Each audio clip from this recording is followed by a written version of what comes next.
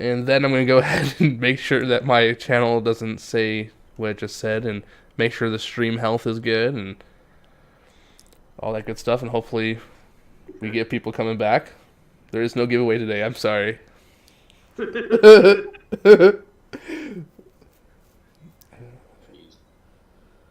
Gotta delete that last video.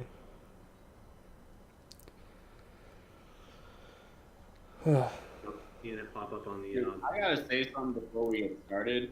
Is Blumhouse fucking crazy? They might be. Huh? Because I'm on your channel, James, and I just saw your video that he wants 10 more Halloween movies. Like, I'm sorry, what? Yeah, it's weird too because there's not really a lot of I'm like in my video I kind of explained like there's not really a lot of context what he means because he says hey we don't have the rights to the sequels, but it's not really enough context there for me to understand like the sequels to the past movies or future sequels. It doesn't really state that, so it's really weird. Hey, somebody just said, "Damn it! I think I missed it." Oh no. You're good. And then he said, "Oh wait, never mind." Hey, what's up, Andrew? Loves gore, unsightly vinyl, paranormal underworld, Son Goku, and Bat Seal. How's it all going, guys? What's happening? Let's see here. No, you're good. What's up, everybody? So, Joe, you have an announcement? Was it? Yes, I do have an announcement. So as we get this live stream going, I just want to take a moment to tell James and Braden how much good friends they've been to me over this past year. It's actually been almost a year since I've been on YouTube, and Braden and James reached out to me pretty early on when we were all kind of starting our channels, and we've been really good friends ever since. So I've got a couple gifts that I want to give them, and I'm going to show you guys what I'm getting them for gifts. And the first stuff, I'll show Braden what I'm getting him. I've got a couple cool things for you, Braden. So I've been holding out on this, and I kind of know a little bit of what your interests are, and like what James enjoys. So I hope you enjoy these pieces of classic nostalgia here. The first piece, I know you like Marvel Universe, and I know you like DC Universe and superheroes and stuff. So I got you the Batman collection. What? Yep, the original Batman films. Oh, I'm gonna cry. I've got they got the first three, and then they I also got Batman and Robin that comes with this. Well, it doesn't come in this box set, but I'm gonna include it as well. So yeah, I'm gonna get it down to you. Yep. I'm gonna cry. Yo, that is awesome. Oh yeah. It's got some pretty cool artwork there. Let me show you the back of that artwork there. Hell yeah. And like I said, it's got all the different films in there. So the original Batman. It's got Batman Returns. Oh my. Batman Forever. Man, I gotta pop out a VHS player. Dude, it's not even about watching them. Like for me, I collect a lot of this stuff, but like I was telling James the other day, they're more or less just like display pieces for me at this point. Like I only watch VHS tapes for like the films that I'm really, really in love with, as every once in a while kind of thing. But like, it's a really cool display piece for you, and I know you like you like superhero stuff, so gonna send that to you your way. And then I got one more thing for you. Oh Lord. This is Dude, pretty cool. I'm not dude. gonna lie, man. This is, dude, this Wait, is you know about this shit, James? You. dude, I had to because he was setting up the live stream, so I kind of had to tell him. But I wanted it to be a surprise for you because, and plus I wanted some of his thoughts on everything. But I know you like Star Wars. I know you're a huge Star Wars fan. So this is a really collectible piece. And so it is the original trilogy box set. It's the original. It's the letterbox edition. And so this thing slides open like this, right? And inside you have the original trilogy inside. What? Yo. And then you got the original Star Wars. Oh my gosh. Yep. This is the Fox Video release. So dope. And then you got The Empire Strikes Back. Hell yeah, the classic. That's like the classic artwork. Yep. And The Return of the Jedi. Oh my. Yep. That is some cool shit. Thank And you so much, Joe. I put these sets together because, look, this is how I got this, right? So I found this box, which the box itself is really hard to find. And I was trying to piece this together just for myself. And because I'm a huge Star Wars fan. Mm-hmm. But I ended up finding out in the wild the actual movies that go in this box. So I just got them piece by piece and put it together. And so this one's going out to you, man. Oh, thank you so much, man. That honestly means a lot to me. Thank you. Oh yeah, man. Really collectible pieces right here, dude. Like, whether you watch VHS or not, man, this is super collectible. It's just really good, shell pieces and stuff. Mm-hmm. But anyways, thought I'd show you that. And now I'm gonna show you what I got, James, old Jimmy. Jimmy? James. First off, I want to say I appreciate everybody kind of bearing with us while I go through these reveals and stuff. So James expressed to me that he is a huge Rocky fan because he grew up watching the Rocky films with his dad, and it means a lot to him. He enjoys the Rocky set. So I got him Rocky 1 through 5 box set. So dope. I love it. Yeah. I love that shit. Pretty cool. It's the 25th edition, 25th anniversary edition. Wow. And it's got all 5 of the films. And all of them are in mint condition except for one of them, which I told James about. So let me pop some of these open so you can see it. You got Rocky 1. And I'll be quick, guys. I know we want to get back to the stream. Rocky 2. Rocky 3. Now, this is the one where it's damaged. There was something sticky on it, and so it stuck to the box, and I was pulling it out, it got a little bit damaged. And the back of it's pretty bad. No, But eBay. you can find a replacement one for it. eBay, But the totally. itself is really good. Is that one there? And then last but not least, Rocky 5. Yep. That's fucking dope, dude. I love it. And then last but not least, he became kind of a fan of this because I kind of got him on it. And so he went out and got the films, and he watched my original reviews of these films. So I hope he enjoys this, but we got the Legacy box set of Alien. Oh, God. That is... Alien. Yo, that is awesome. I'm excited, dude. Yep. It's pretty cool. It's got all the films on the side, and it's actually got an extra release in here, the Alien Legacy, which is the entire, it's a documentary of the entire series. Yeah. Totally fucking kick-ass. I love it. I'm gonna really Dude, big art. thanks. Thanks so much, dude. I greatly appreciate it.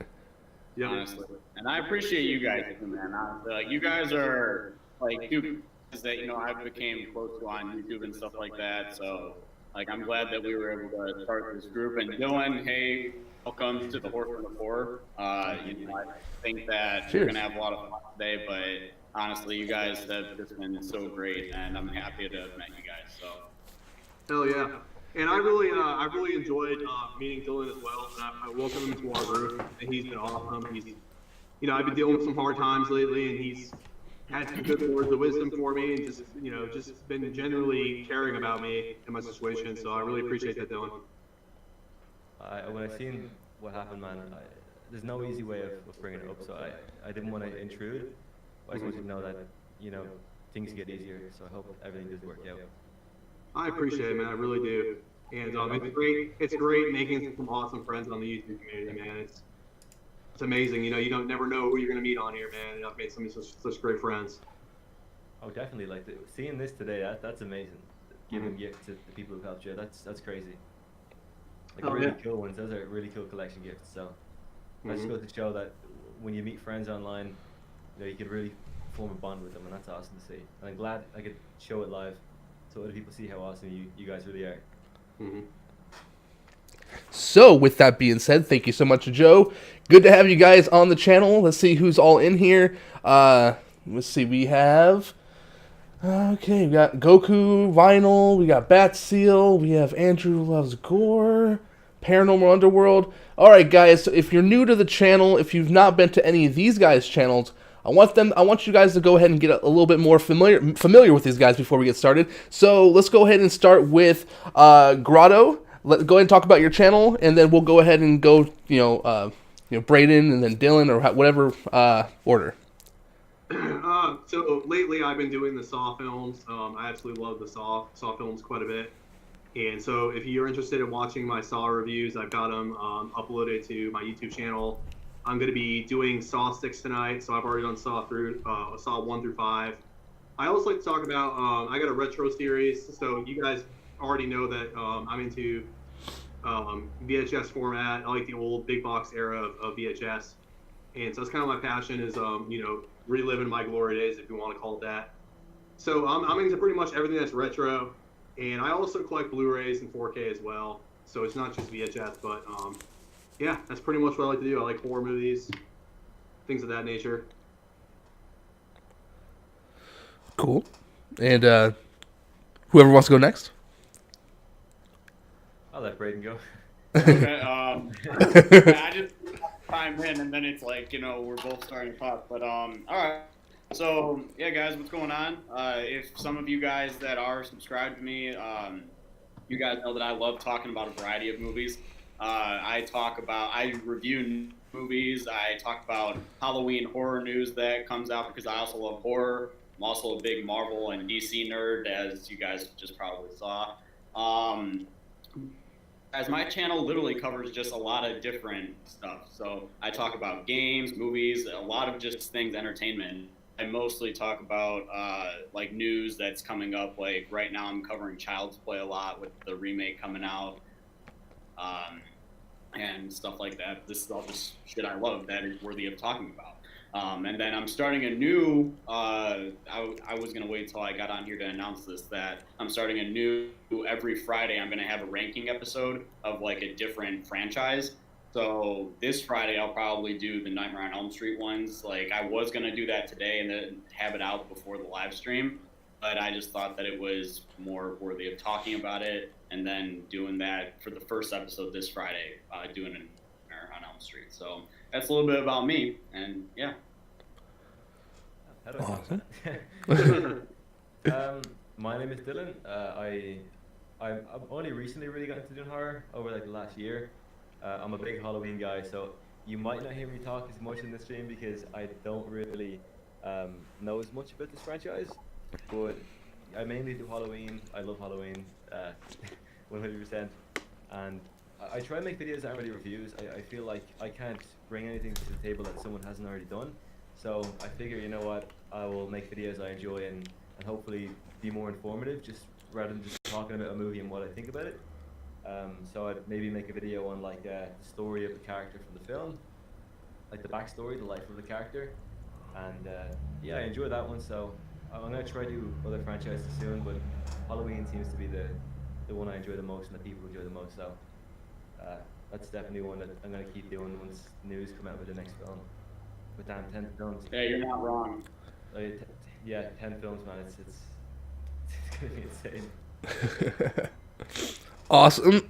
And you guys, of course, know who I am, and I've done videos with Braden and Joseph from Grindhouse Grotto. I've actually done a video called The Future of Halloween with Dylan, also known as King 7. That is on my channel right now. The thumbnail will be a picture of John Carpenter, so if you have not checked it out, go ahead and check it out. But today we're here to talk about Nightmare on Elm Street, and let's go ahead and jump right into what this is. So, I don't know exactly where to kick this off at, but I noticed that Braden said he did not like A Nightmare on Elm Street Part 2, and I want to hear why. Dude, so first of all, the opening scene itself just kicks off as a monstrosity to the fucking series. Like, the opening scene with them on the bus, and then it just can you stop the bus? Drives past the stop, goes right into that field. And then and they're freaking balancing on. Like, it was just a cheesy opening, and you know, I understand like that it was trying to have fun, but I'm taking on this fucking shit. What do you call it? When it comes to that whole scene, I was just like, oh shit, and then it was just nonstop from there. Like, I mean, the scream, what's his nuts during the whole movie? There's so many shots that cut back to back and forth of showing him just wake up, and you know, just he's sweating. Like, it consistently feels like it has to go back to that. Like, we already know he's dreaming. Like, you don't need to show him sweating a million goddamn times. I'd say some of the kills are cool. I'll give it that. I mean, but for the most part, it's just not one of my favorites. Like, the characters scream. I'm just like, oh, fuck. Okay, I will quickly chime in on this, and I think I can kind of understand where Braden's coming with this. My biggest gripe about Nightmare on Elm Street 2, I like Nightmare on Elm Street 2, but I have a huge complaint with the dude's acting, the main character. I think we talked about it earlier, James, where people's perception that he's, maybe, you know, we'll just say it, maybe he's homosexual and people aren't okay with that or something. He's fighting his inner tendencies maybe, or his inner feelings. I don't necessarily see that in him, and I don't have any problems with people who are homosexual, but like, I think people just have that perception of him, and it just rubs them the wrong way or something, because he's kind of a little bit more feminine or something. I don't know. But I just think his acting, I don't like his acting. That's the only complaint I have about him. You know what I mean? As an actor, I like all the other actors in the actual, the movie itself, but I just don't like his acting. It's just, I don't know. It just kills me. Like, that one scene where he's in his, when he's like in the bedroom and he's cleaning up and he's listening to that song and he's like dancing and stuff, like, I don't know. I mean, oh no, right? Yeah. That's like something from the time from the 80s. You know what I'm saying? Like, it just hasn't held up to today. You know what I mean? I would say my biggest complaint of the movie is this random exploding bird. That was a really awkward, odd scene. Felt very out of place. I like it because, you know, it's Freddy. He's scary again, and I like Scary Freddy. Scary Freddy makes me happy. But, you know, this movie, it tends to get a lot more hate than it should get. It actually receives a lot more hate than from what I've seen than, say, Freddy's Dead, which is an absolute abomination to the fucking franchise. Personally, I don't know. I love A Nightmare on Elm Street Part 2. I actually did a ranking recently and ranked it number 2. So that might confuse. Oh. Yeah, it's true. Goodness, like I wouldn't rank it as high as 2, but I don't think it's as bad as everybody says it is. I'm in agreement with Jim on this. It's not a bad film. I wouldn't put it at 2 personally, but it's in the top. It's in the top films. It's one of the first horror films I've ever seen in my life as a child. It makes me remember as a child, my dad had a good buddy named Stan, and Stan had a Freddy Krueger tattoo on his arm, and he would watch all these movies. And I might have actually watched the second one before the first one, to be honest. And I remember it might be just nostalgia, maybe just that, and that's why I rank it so high, because I do remember it so often, and I do watch it pretty often, and I do enjoy the film overall. Maybe if that did not happen, maybe I would not enjoy the film as much as I do, but it could be why. So, let's ask everybody, what is your favorite of the Freddy films? Which one do you like the best? Who wants to start off with that? You started off. Okay. I honestly,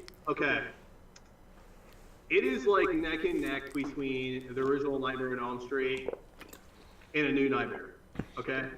Those two films are like interchangeable every day for me. Some days I feel like I like the original more than A New Nightmare. But I have to say, A New Nightmare has like crept up on my ranking the last couple years. Like, every time that I see it, it gets better and better. Like, it's more enjoyable to me. I don't know what it is.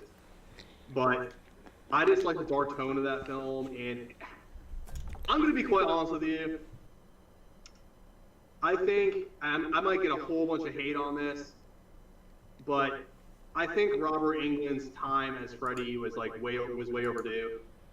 I think it was his right time to move on from him, and I was kind of getting sick of the comedic Freddy, and I think that's why I enjoy New Nightmare so much, is because they when Wes Craven came back on and did a New Nightmare, he basically brought it back to the original tone of the first film, and it just felt dark, and it felt like that was the way Freddy should have been the entire time. They shouldn't have gone to the comedic Freddy, which I enjoyed the comedic Freddy back in the day when I was a kid, but going back and watching the films now, I can't even sit through the movies. They're almost unbearable to watch.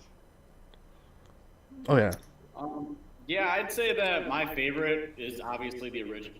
I'm a big fan of the first one, and I just think that after that, for me, like, I think 2 was definitely more of a letdown because the first one was so damn good. Like, so anytime a sequel, like even nowadays, like when sequels come out for movies, I'm always worried that they're not going to be good as the first ones. And for me, that happened in A Nightmare on Elm Street 2.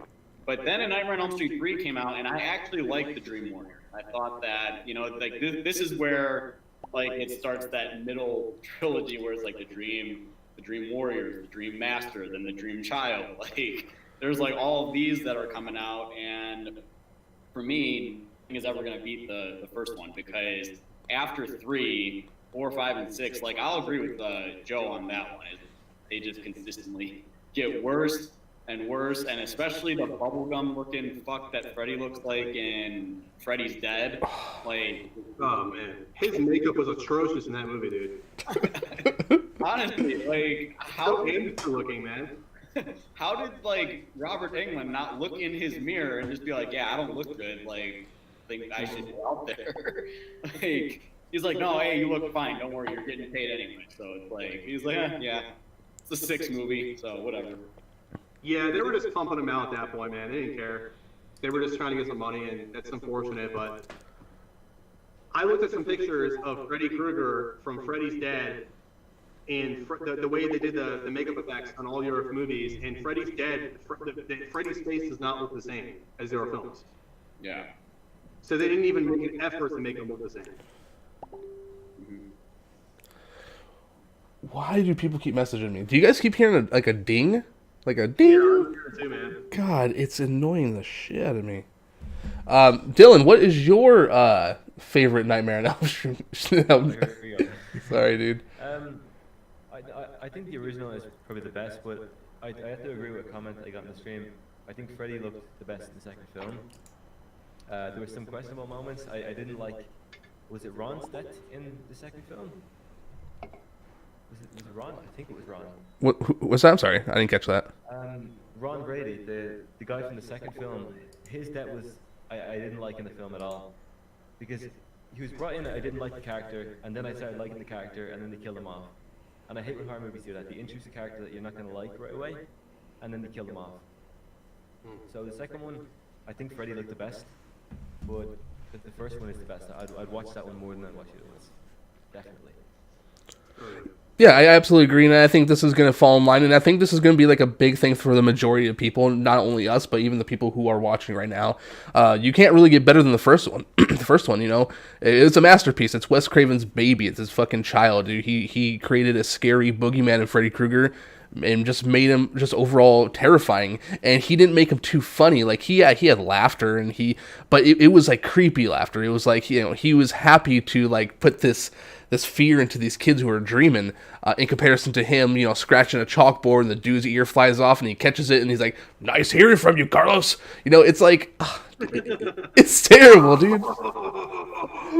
Yeah.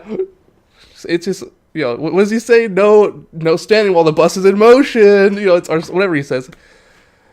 It's just crazy. And that's in the second one. Like, isn't that? No, that one's in Freddy's Dead. He does laugh and get all kind of weird, but in Freddy's Dead he just uncontrollably laughs at everything, and then he takes that spike strip, and then it just looked all Looney Tunes and stupid as fuck. So my question is, okay, maybe somebody can fill me in on this and what your thoughts are, but do you think when Freddy's doing all the laughing and all the comedic stuff that's in the films, do you think that's something that Robert Englund introduced to the character, or do you think that the script writers and the director was like, hey, do this laughing scene or whatever? I mean, who do you think decided to do that? You think it was Robert Englund? Yeah, I think so at the beginning. I think maybe in the beginning, say with Dream Warriors, where there's that scene where he's like, "Welcome to primetime, bitch," and I guess maybe he might have ad-libbed a little bit to that scene and added that comedic aspect, like just that scene alone, because it's kind of funny, you know. I think that he had an idea where he wanted to go with Freddy, and then the writers decided to take that general idea and pretty much amplify it and make it out of control funny, and they realized what was popular with the audience, and the more likely that was what happened. So Skate Tune asked us, what are your thoughts on Freddy versus Jason? Ooh, good question. Anyone want to start that? I like Freddy versus Jason. I've talked about it in the past when I've done like my Friday the 13th reviews, and I did a ranking on the Friday the 13th films, and I didn't rank it amongst the Friday the 13th films because I see it as a Nightmare on Elm Street film, even though it's got Jason in there. It's Jason and Freddy's playground. That's the way I've always viewed it. Yeah. And to me, as a Nightmare film, I think it's way better than 4, 5, and 6 in my opinion. Oh yeah, no, absolutely. So I think that this is something that came up. Remember, guys, when we were doing our Friday the 13th live stream over the summer? This is something that we were talking about, but it was hard to look at it as a Friday the 13th film because it's really not. Like the whole story, it opens with Freddy Krueger, making his glove and like showing his whole backstory and everything, and then it's really him. He's the one that rises Jason from the dead. And he needs Jason to get his power back, so eventually that's what leads them to fighting. So the writing is definitely more a Nightmare on Elm Street because the first half of the movie is all Freddy. Like, I mean, it's like Freddy, there's 1428 Elm, and then kids are dreaming, and like, it's just Jason on the outside world where Freddy is not yet. But I'm a big fan of Freddy versus Jason. Because I said this during one of our older streams. That was a movie, like, I was in second grade and I loved it, dude. Just seeing Freddy and Jason battle it out on the big, not on the big screen, I didn't see it in the theater, but just to watch that play out, I thought it was great. So, I am a big fan of Freddy versus Jason. I think that the fight at the end is brutal. I think that it's like, it doesn't extend for a ridiculous amount of time, but I am a big fan of Freddy vs. Jason. So, what about you, Dylan? What do you think of Freddy vs. Jason? Are you a big fan of it? Yeah, I enjoyed it. It was really good. Like Grant said, it's definitely more of a nightmare film rather than Friday the 13th, as it was more like Jason was brought into Freddy's world just to bring Freddy back. Yeah. I definitely rank it higher than I would, let's say, like Dream Warriors. Even though it was a good film, I wouldn't rewatch it over and over again. A lot of the acting in Freddy vs. Jason I didn't enjoy, but I do like the way they went to the hospital to get the medicine so he wouldn't sleep. That was quite good. I think everything kind of kicked off from there. And then the shaggy lookalike guy, I really enjoyed his performance. Overall, it was a great film. I enjoyed it, but like I said, the original one's probably the best in my opinion. As a film, it was good. I wouldn't really throw two horror villains into the one movie. I'm not a big fan of that. So for that reason, it's not the best, but I think they've done a good job in what they could do. Definitely a lot better than the remake for Nightmare on Elm Street, but that's all I'm going to say about that just yet. To be honest, what I would have really preferred from Freddy vs. Jason if it literally kicks off when Jason Goes to Hell ends, where Jason gets pulled to hell and the mask is there and Freddy's claw comes up and pulls it down. I would have loved if it just continued from there, and then maybe the story could have worked in some way where they don't fight in hell or anything, but I don't know. I would have just preferred that continuity to been apparent and there for the viewer to kind of witness. I would have personally really loved that. Overall, Freddy vs. Jason's cool. I did see it in theaters as a child. I loved it. Yeah, the acting is pretty terrible, to be honest, but It's a good movie. It's a fun movie. It's not a great movie. It's more of like a popcorn flick. You know, you go get yourself some popcorn, get yourself a beer, soda, whatever it may be, and just sit back and relax and have a good time. Don't even care what the story's about because the story's really not that good. Overall, it's cool. It's a cool movie. Like, I own it. I'll watch it again. It's not like a Freddy's Dead. You know. God, I hate that movie.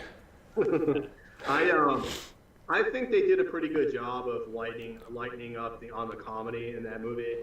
I think, there's a couple cringeworthy scenes in that movie, but for the most part, they brought it back to a little bit of Freddy's roots in there. I think they did a decent job of it. What's that scene? You're not coming? It's not my fault this bitch is dead on her feet. Good luck. Or that one scene where, what's the chick's name from Destiny's Child? And she was like, what did she say to him? And you're not even scary. Yeah, that whole scene to me, man, I think You're not even scary. I hated that part. That was. And what was the deal with them doing mouth-to-mouth resuscitation on Jason? He was drowning. He's dead. Why are they trying to give him CPR? I don't know. It's weird because he was drowning, right? So he had water in his lungs. Were they trying to suck out the water or something? It didn't make sense.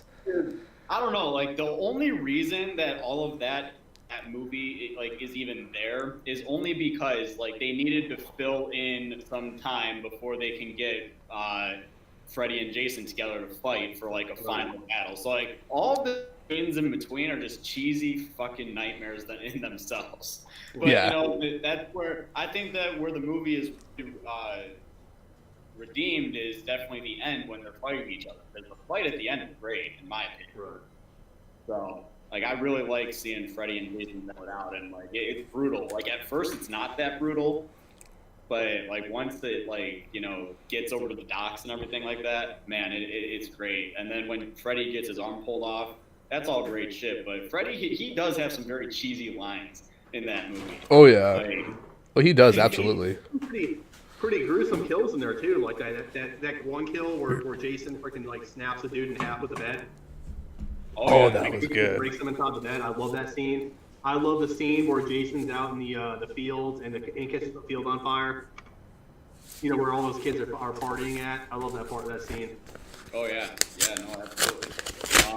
I think one of my favorite Freddy things about Freddy vs. Jason is also when he is in Jason's dream or Jason is dreaming or whatnot. And he finds out that it wasn't his mother the whole time, that it was Freddy. I like that whole fight because that's like where we get a real glimpse at what Freddy's power is. Like when he's like just like tossing Jason around like a freaking rag doll. I just like that. So I think my favorite part of the whole film is how it's shot. Like cinematography wise, it was shot very well. I think Ronnie Wu, his name? Yeah. Ronnie Yu, I think. Ronnie Yu, yeah. Yu. He shot it very well. I wish they did go with Kane Hodder for Jason, but apart from that, I think the way it was shot was great. Because a lot of horror movies, like back in the day, they were a lot different with how it's filmed. But I think something about this movie was just good, and even the remake of Nightmare on Elm Street, like cinematography wise, that's really good, And same with even Halloween. Like for whatever reason, it's very pleasing to watch, even if the characters aren't funny or you can't stand them. The way it's shot is at least that bit pleasing. Yeah. What's that? Go ahead. Sorry. No, I didn't mean I thought you guys were over. Unslightly Vinyl wants to know. He states that basically some of the remakes of horror films are better than the original. He wants to know why was the Nightmare on Elm Street remake not as good as the other films? What are our thoughts on that? Well, it's better than probably close to half the franchise. This would be. I agree. It is. It's better than 4 through 6. Absolutely. The only thing 4 had going for it is that it brought back some of the Dream Warriors. That was the only thing, in my opinion, that it had going for it. Overall, I didn't like Alice. I didn't like 4 through 6. I'm sorry. I hate 4 through 6. There's not much I'd like to say about it. My ranking kind of made that very apparent. The remake of Nightmare on Elm Street made Freddy Krueger scary again. Yeah, he has some really terrible one-liners and like not the best dialogue, but and also I think Grindhouse said this earlier where Jackie Earle Haley's just stature overall. He's just a small guy. and not I mean, he's smaller than Robert Englund, and Robert Englund's not really a big guy at all.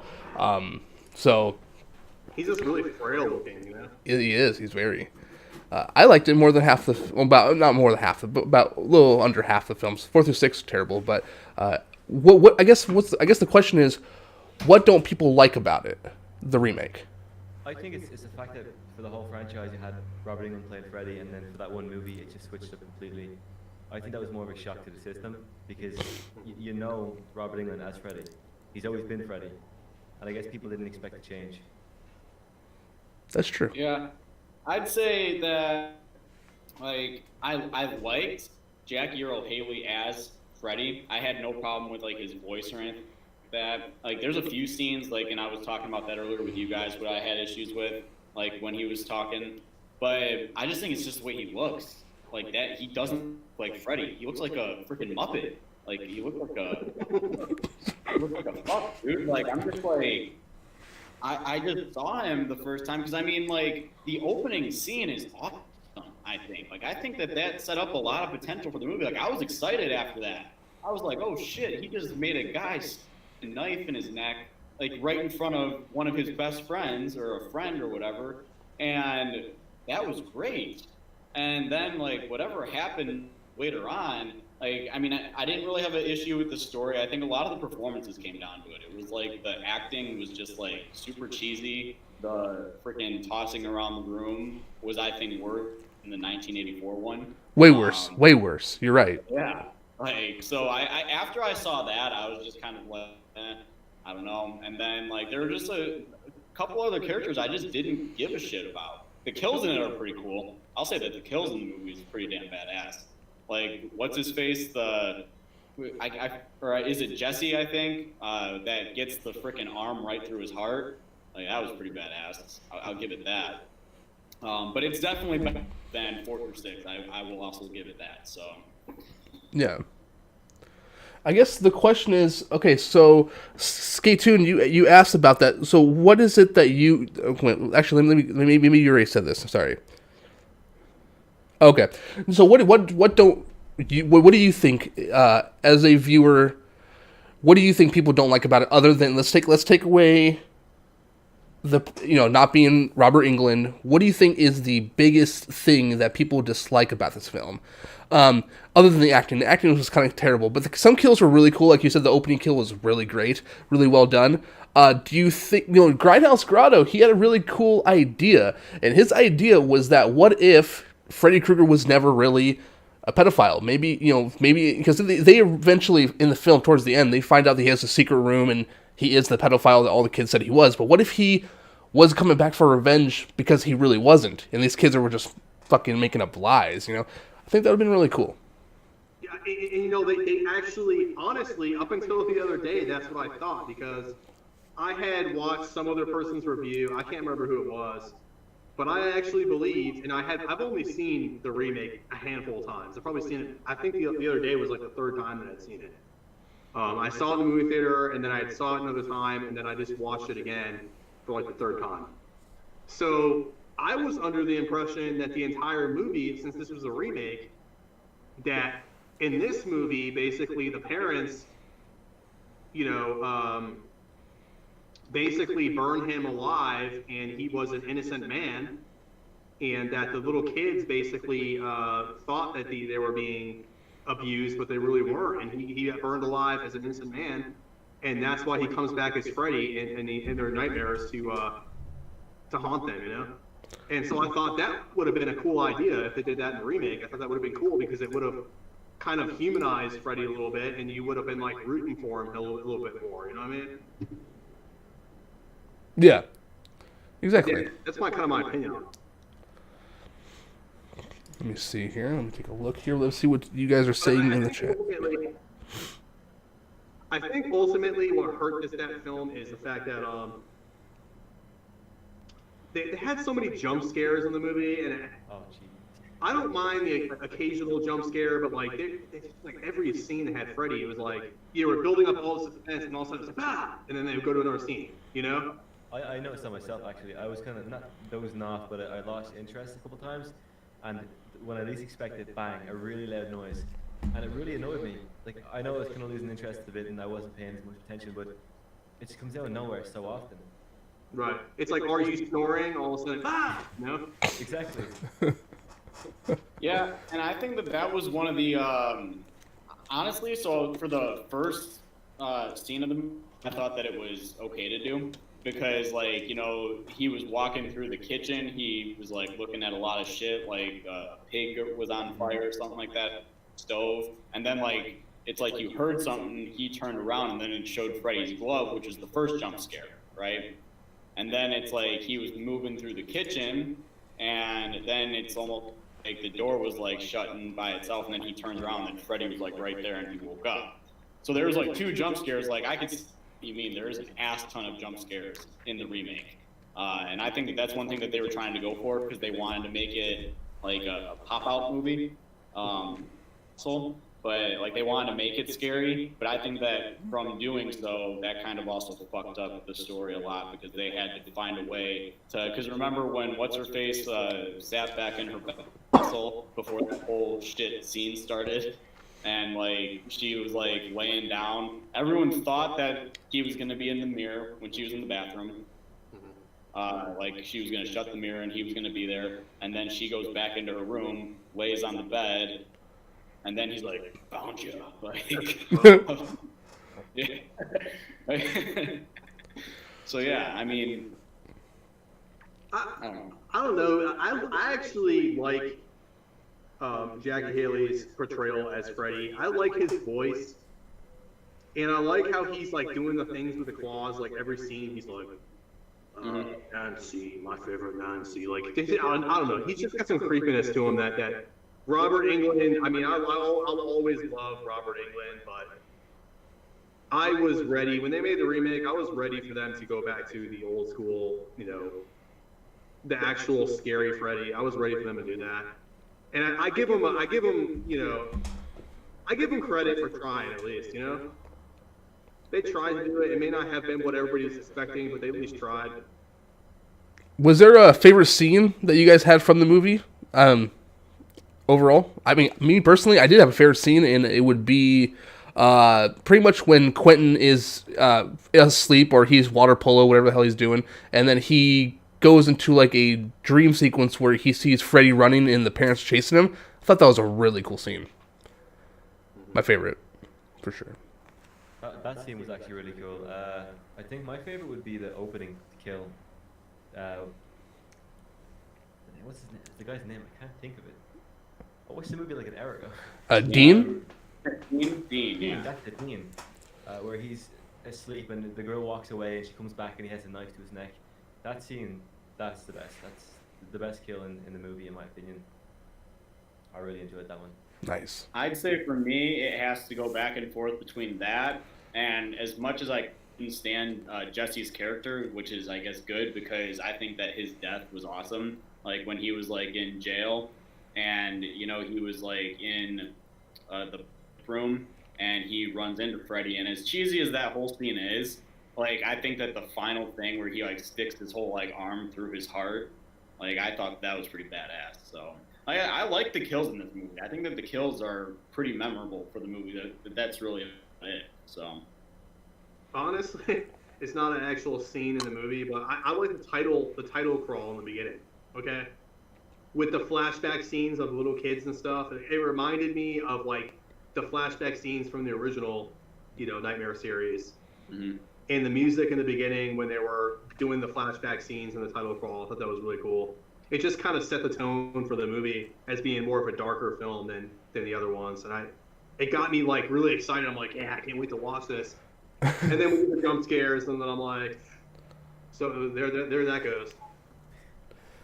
So, with that being said, what do you think this franchise should go moving forward? Do you want a sequel to the 2010 movie? Do you want them to go with a whole new direction?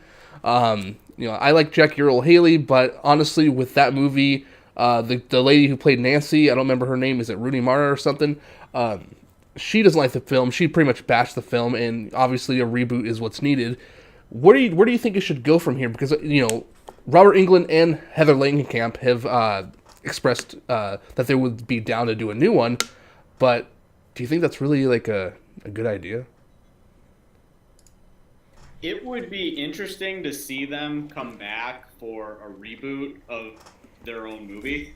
You know, it's almost like, and it's without the original director. So it's like, you know, because, I mean, rest in peace, Wes Craven is dead. So it's like, you know, when he passed away in 2015, it was just like, oh, shit.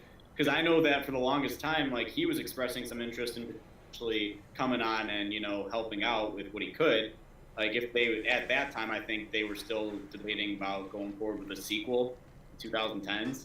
But now they've trashed that, and now they're looking to reboot it again. So it would be interesting to see Heather Langenkamp and Robert Englund come back for. No. What are your guys' thoughts?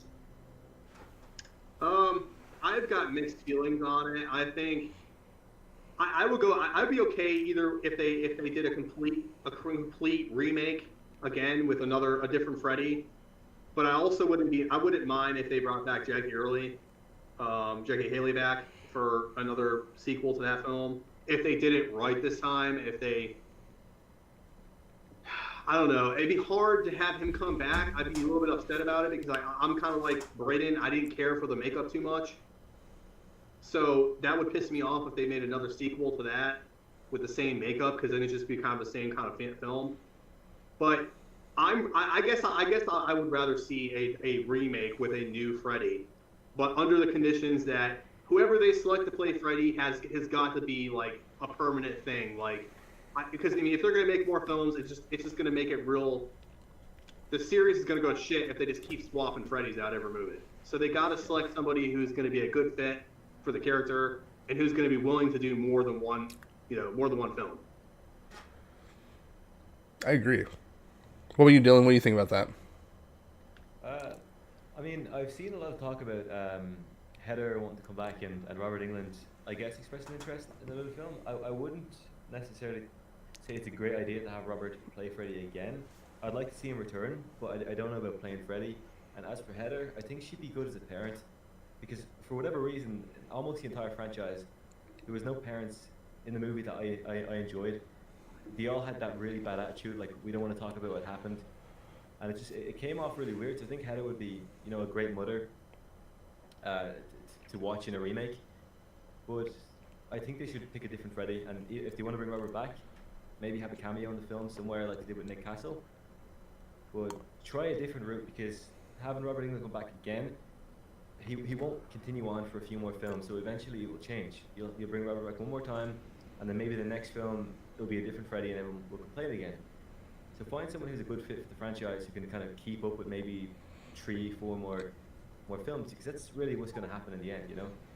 Instead of changing up every few years, kind of continue on every couple of years with the same director, same scriptwriter, and the same actor.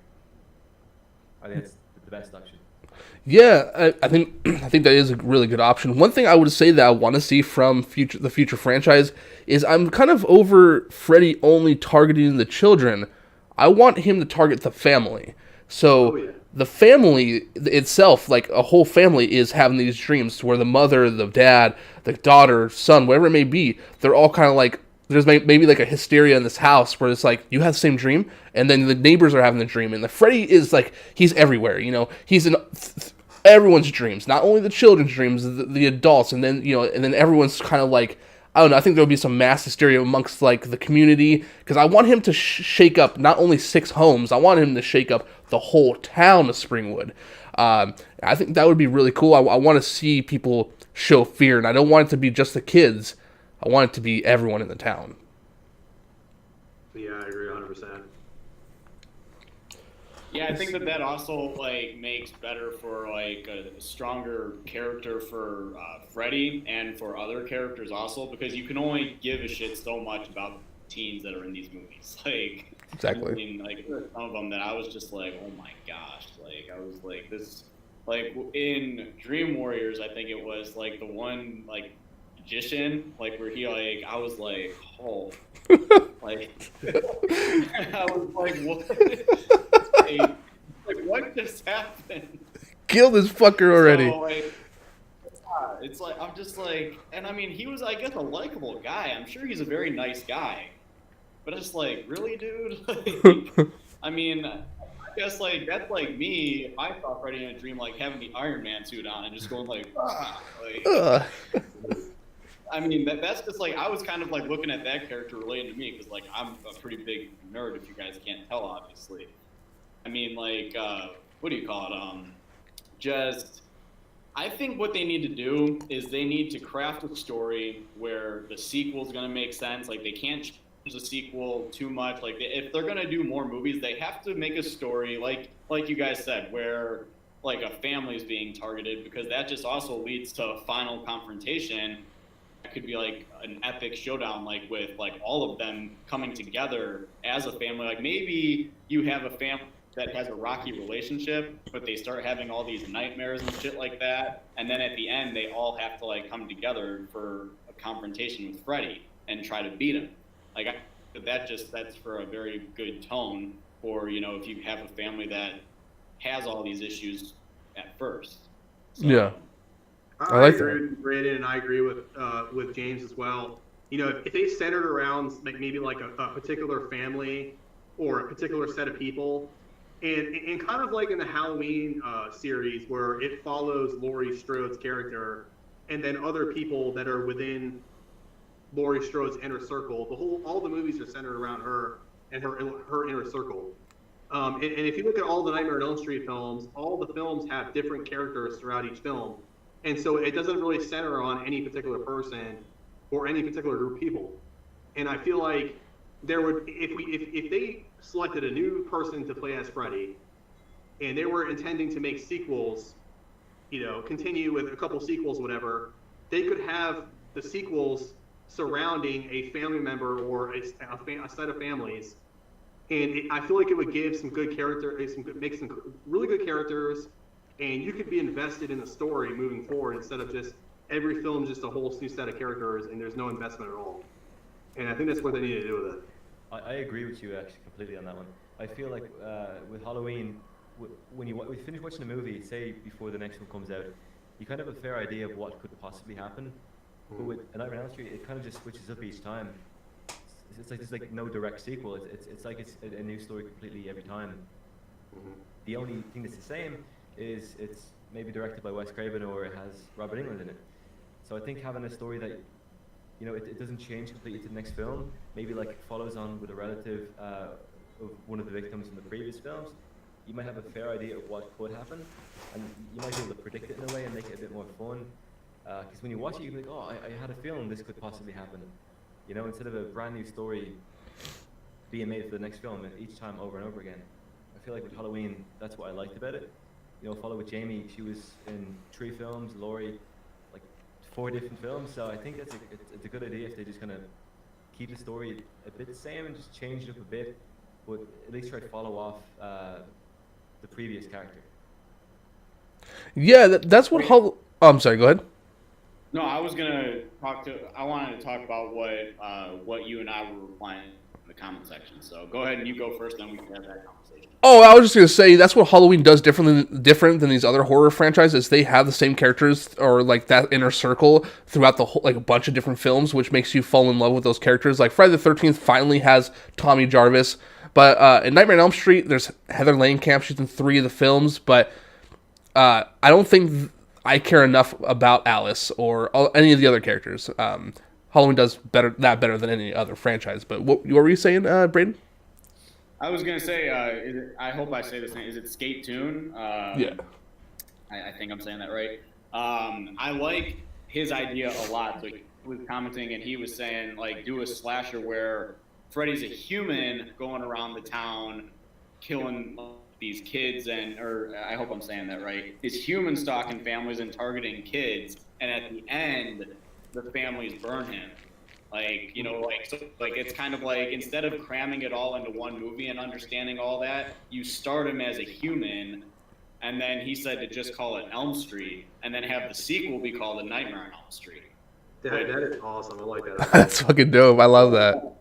It's like an origin story for Freddy, kind of. Yeah. Like, I mean, just call the first one Elm Street and then make it The Nightmare on Elm Street. Like, you know, like, I mean, or it could be a nightmare, whatever. If they call it the, I don't give a shit, but whatever. Like, that would be badass. I like that. I like that idea. Thank you, Skate Tune. I'm gonna be right back. You guys continue. I don't think that they could make a backstory or an origin story of, you know, Freddy, the child monster Freddy, you know, as he's abusing these little kids, because I feel like it'd just be a really inappropriate film, and I don't know really what you could go off of. But I do like Skate Tune's idea of having him kind of like this demented character who's tormenting all these people and stalking these people and killing them, and then basically like a lynch mob in town comes and basically, you know, gets them and burns them alive, and then that sets up the sequels, you know. Yeah, no, and I mean but that's how it has to end. Like, it has to end with him, like, you know what would be actually badass, like, thinking about this ending, like, how I think this should end if they would do this, like, it should have, like, it should just show, like, an after the fire effect, like, because it could show him, like, making his glove or something like that before, right? Right. And then after that happens, like, the end is, like, kind of like after it shows the fire fades to black, and then it kind of, like, slowly opens again, and it shows him, like, crawling out of the fire, and, like, he's got, like, the glove on, and, like, he's, like, slowly coming out, and then it just literally shows him grab his sweatshirt, and then literally the last shot of the movie is just him, like, putting on his hat, like, with, like, it doesn't even show his face. It's just his burnt head, and it just has him, like, put on his hat, and it's just, like, and then boom, that sets up the sequel. That's a perfect fucking ending, and I would have just chills shooting up my arm if I saw that on the big screen. So, dude, that's the best idea that I've heard so far about a potential sequel, because my thoughts on it is if they do another remake, I mean, how many times are we going to tell the story of how Freddy became Freddy? I mean, but that to me has never really, it's like a new interpretation of how Fred Krueger becomes Freddy. And it wouldn't replay, it wouldn't be like a remake of the original, it'd be its own remake of an origin story. Mm-hmm. Yeah, no, absolutely. Dylan, what do you think? Sorry, what was the question? I got kind of lost. We're going off of Skate Tune's idea of a potential remake where it'd be called Elm Street, and it would be Fred Krueger as a human before he becomes Freddy Krueger. So the whole film would center around Fred Krueger basically terrorizing a town. He'd be like just a regular slasher icon, stalking people, killing people, and then basically at the end of the film, he would the town would burn him alive, and then that would set up the sequels. What are your thoughts on that? That idea is actually pretty good. I think I remember you mentioned the whole child molester point. I don't think in today's society a movie, if they decide to go down that road would work out. If that is, you know, what he's doing before he dies. I think another killer like a slasher, that's a great idea to go off. But the whole child molester thing, I don't think that will work in today's society, because people don't want to see that. Especially like recently, a lot of people are very sensitive around that stuff. Oh yeah. Which is a good reason to, for sure. But I don't think that would be a good idea. I think I did read about Wes Craven saying that it was intended for Freddy to be a child molester, and that's why he kind of went off with the sequel. But I just think a normal slasher, if they make it gory enough for the first film, it could come off very well. And then like the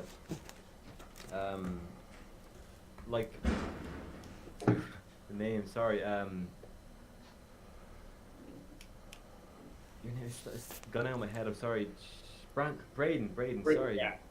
Oh my god, I couldn't think of that. Sorry. Like you said, if it ends with him being burnt alive and the hat going in his head, that would be a great way to end the film and pick up for the next one. So, yeah, I think that'd be a good idea. It's probably one of the best roads to go down, for sure. Screw it, we're all writing it. All of us right here. It's gonna be Dylan. Everyone except me. Grindhouse. I don't know Dan, the right one. Me, we're all gonna write the script, and we're gonna pitch it to New Line Cinema, and then we're gonna say that we got this idea on a live stream from one of our awesome viewers. Okay, Ronnie, you Department too. Ronnie versus Jason. We've got another comment here, another idea. Unsightly Vinyl says, I think I read somewhere that an anthology approach was suggested, eliminate Freddy and allow the evil to take a different form from movie to movie. So we talked about that article that I read about Robert Englund's idea of what he would like to see in a new Freddy film, and basically, Freddy's just he's just an evil, I guess an evil spirit you can say, and he takes the form of a different Freddy or a different version of Freddy and other people's nightmares. So he's not always going to look the same. So if I'm understanding his comments, kind of along the same lines of that. What do you guys think of that? I don't like that. I don't like that at all. It has to be one person, in my opinion. I think one person, because honestly, with Freddy Krueger, and this goes for any horror icon, you want that. Me personally, I want that attachment. I'm not going to be attached to the overall character, whether I like him or not. If he takes multiple forms, I'm not really into that. Especially because then there's no consistency with the acting. There's different actors, and we all know that different actors can just portray the characters much differently and shittier and maybe better. But I think that having one consistent actor definitely helps carry the story and carry the character overall. I'm not opposed to change, but I think that's just a little bit too much. I agree. One thing I want to see in the remake is I want to see what do you call it? I want to see the first scene that Freddy was introduced in the original. Like when he's like extending out his arm and like his arms are like super long and he's like scratching his nails against the whatever. But like she's like, please God, and he's like, this is God, and like I just think that scene is so great. Like they could redo that scene with like the right person, and I think that's one of the reasons that scene wasn't in the remake, because I was really excited for that. Once she fell asleep, I was waiting for her to go outside and like see like long ass arms or whatever, because they took the bathroom scene, they showed that in the trailer when it was coming out, but they didn't do a scene that I think would have made a lot of people happy. But that's just me. I agree. I think the whole body hopping thing was done in Jason Goes to Hell, and I feel like that would be the same thing that we would see if basically Freddy was the embodiment of evil, and every nightmare he looks different. I'm with James on that one. You got to be able to put a face on Freddy. He's got to have a certain image to him that we all recognize as Freddy. And I don't know, it just would be too weird to me. I think that it wouldn't be received well.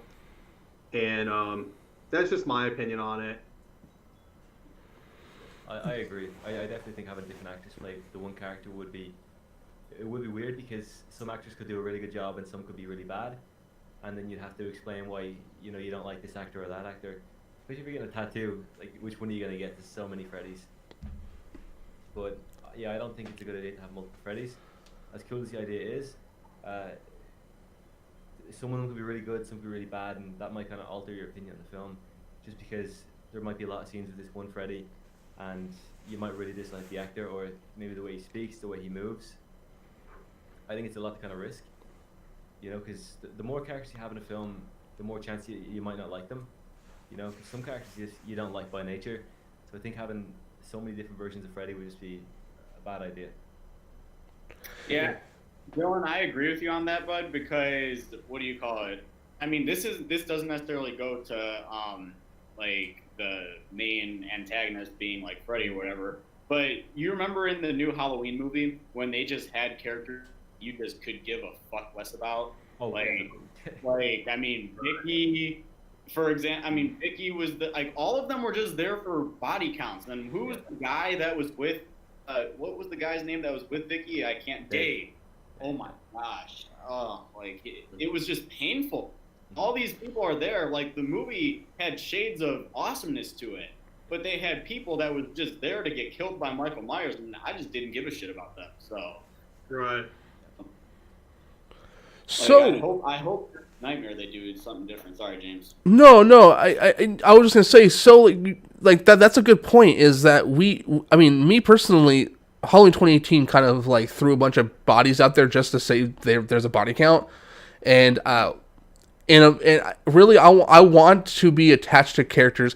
People hate it so much when you're attached to a character and the character dies, kind of like The Walking Dead, But I wouldn't mind that.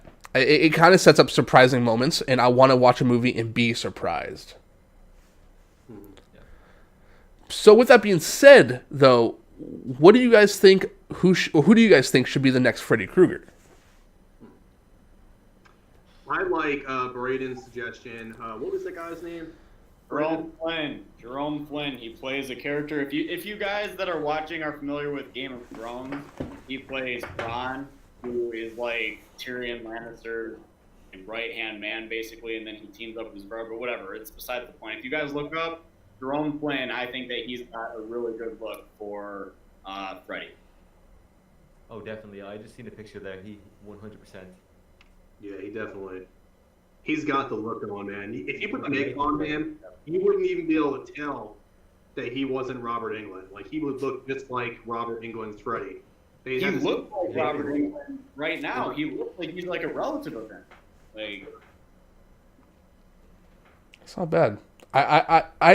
Kevin Bacon's been that name that's always been thrown around, and I really like that. I think he can play a really creepy kind of dude. Now, I'm part of a group called Killer Flicks. Me and Dylan are, and I've seen suggestions of Joaquin Phoenix. What do you guys think of that? Phoenix, really? I guess we'll have to wait and see how he does in the new Joker film, because I feel like if he can play a really well done Joker in that film, then I will be 100% on board with him trying to be Freddy Krueger. But then there's also the thing where he doesn't do sequels. Yeah, I want somebody who's going to be willing to be there, to be that guy. Who's going to want to be Freddy. Who's going to actually, because you've seen it before in a lot of films, like a lot of franchises. These people they just want to cash in. They want to quickly cash in, and then they don't want to. They don't want to go to the Comic Cons. They don't want to support the fan base. And whoever this next Freddy is going to be has to be somebody who's going to be respectable to the fans and who's going to want to come back for multiple sequels. Yeah, I really agree with what Braden said now, because looking at Jerome Flynn, Game of Thrones, I'm not speaking for every character, but a lot of those guys, some of them do their own stunts, because it's a very demanding role with the way that the show is shot. So I think having someone who, I guess, is not a stranger to maybe doing their own stunts would be a great idea. I think that would be really smart to go with someone who isn't afraid to do their own stunts. Well, I think another reason that I really like him is because not only is he a great character in the show, which, I mean, I think that he would be one if they wanted to make Freddy personable, like they did in earlier, like in some of the other films. I think he would be good personality-wise, and I think that with Game of Thrones ending, like the final season's coming out in April, like he's going to need work now. So I feel like if they're going to start looking for people, they should definitely look his way. Yeah. TV stars I feel like, are more willing to be in an extended franchise, like a horror franchise, because let's be honest here, TV stars are not. They can't get these bigger films that film stars can get. So they got to take what they can get, what comes their way. And he might be somebody who'd be willing to stay in a franchise like the Nightmare on Elm Street and go to the Comic Cons and be supportive of fans. And I think that's important, because when you're trying to build the legacy of rebuild the Nightmare on Elm Street, that's what they're going to have to do. You need a supportive actor who's going to be at the Comic Cons, who the fans love. And he's got the look, man. You can't deny it. I mean, seriously. No, you really can't. Like, there's no denying that at all. And I think that he would show up at a lot of the Comic-Con for a lot of the stuff. So I think that he's an ideal choice right now that I think Hollywood should look toward if they're going to be looking for Freddy. Sure. I will say something about Kevin Bacon, which kind of pisses me off about Kevin Bacon. Kevin Bacon has frickin' disowned the Friday the 13th franchise. We all know he was in Friday the 13th, the original 1980. And he has not once gone to a Comic-Con to support Friday the 13th. And, I know he's small. He played a small, he wasn't, Alice or a final girl or anything like that. He wasn't he wasn't Jason or a big character, but still, I mean, go to the Comic-Con, support your freaking fans. Like, and anytime they've tried to interview Kevin Bacon in the past about Friday the 13th, he just hasn't. He doesn't want to comment. He doesn't want any part of it. It's like almost like he's embarrassed of that part of his career. It's like he wants to act like he never was in Friday the 13th. That's Things can change. Things can change, and he could be all about Nightmare on Elm Street. And I would hope that he would if he gets selected, but that to me is a red flag to me when I think about Kevin Bacon. I think he would be a phenomenal Freddy, but I would be concerned about how he would treat the fan base and if he'd be willing to continue with sequels. That's what my thoughts are on Kevin Bacon. That's kind of sound like okay, so this is off topic from what we're talking about, but it's similar to that topic you're saying. So Texas Chainsaw Massacre: The Next Generation has Renee Zellweger and Matthew McConaughey. Aren't those two actors that kind of feel very similar to that of Kevin Bacon, where it's like they kind of like they don't want anything to do with that, do not talk about it. I never did that movie. Are those two actors that kind of feel similar in that regard? Right, they are. I mean, this Scream Factory just released the Next Generation Collector's Edition, and they would not do a commentary. They wouldn't do a commentary track for that release. And Scream Factory was basically throwing their wallet at them, basically begging them to do a commentary or do a special feature for them, and they would not do it. It's fans like them. It's actors like them that piss me off because, they're embarrassed of their beginnings and where they came from, and that pisses me off to no extent. I don't know, but you know what? Jamie Lee Curtis was that way for the longest time about the Halloween films. She didn't want to come back to the Halloween franchise for the longest time. She was kind of had abandoned the series, and then she kind of got lured back in with H2O and with Resurrection and stuff. And now you can say that she's on board with more sequels, but so things can change. People can change themselves and come back, but I gotta take a little bit of caution when I think about Kevin Bacon being Freddy because of that reason. That makes sense. Mm-hmm. Let me take a look at the comments real quick. Someone said they would love Willem Dafoe as Freddy. I never thought about that. That dude's a creepy motherfucker without makeup. Yeah, right, man.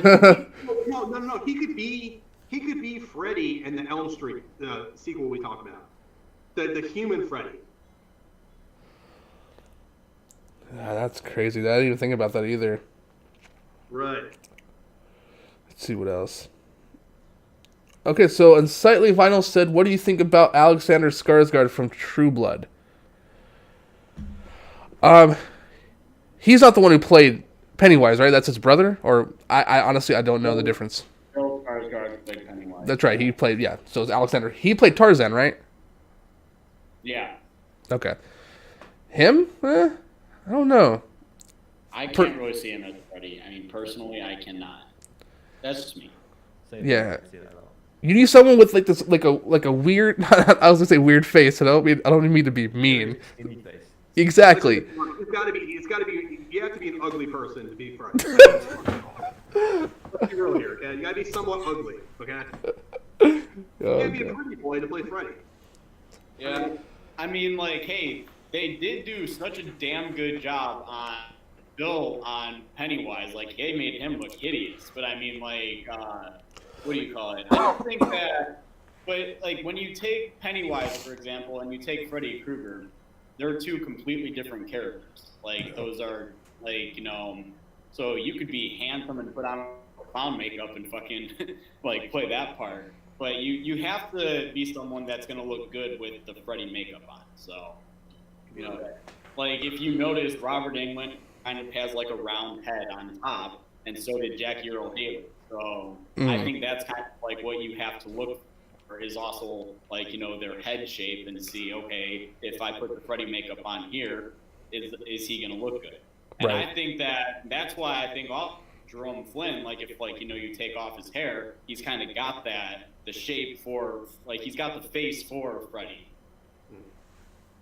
Oh yeah, very true. Very true. Let me see here. Let me see here. So this is a little bit off topic, but Sure. I want to share you all with what I'm drinking tonight. I'm doing another little celebratory beer.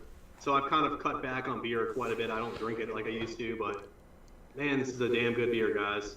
Two Hearted Ale. It's a local beer. Actually, it's not local, I don't think. It's in Comstock, Michigan. You know where that is?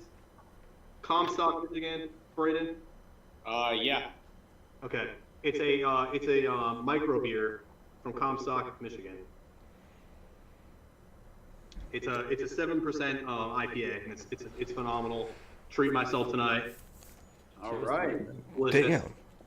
Dude, 7%. I got this this water here. For right now. Nature's alcohol right there. I had a Coke, you know. I had Coke, so I didn't rum or anything today, but I thought I'd share. We're sharing our drinks, our beverages. Oh yeah. All right, guys. Is there anything else you want to discuss about A Nightmare on Elm Street? 'Cause we went through it for the most part. I mean, we haven't discussed what our top 3 are, though. Okay. Who wants to start off with the top 3?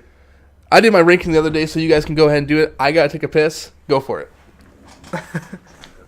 Dylan, go ahead and drop it with the your top 3. Okay, top 3.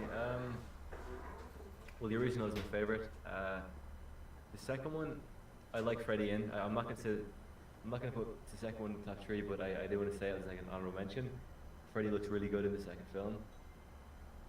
I think Wes Craven's New Nightmare has to be the second favorite for me, just because the concept is really cool.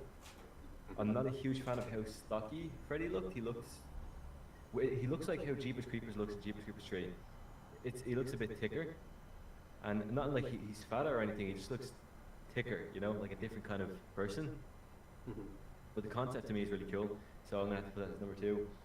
And then Freddy vs. Jason for the way it was filmed. I still can't get over how nice that is.